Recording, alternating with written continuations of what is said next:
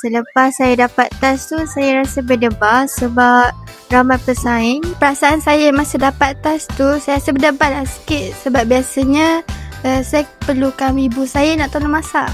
Saya ada pengalaman masak tapi biasa-biasa macam tu je. Sebab saya sama je tolong mak saya masak kat rumah.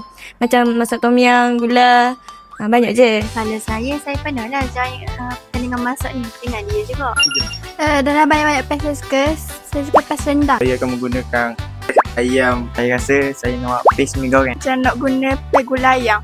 InsyaAllah kita boleh menang. Saya yakin saya boleh menang. Saya yakin saya akan boleh jadi Johang. Saya yakin saya boleh menang. Sebab ni kali kedua dah kita orang masuk pertandingan masak.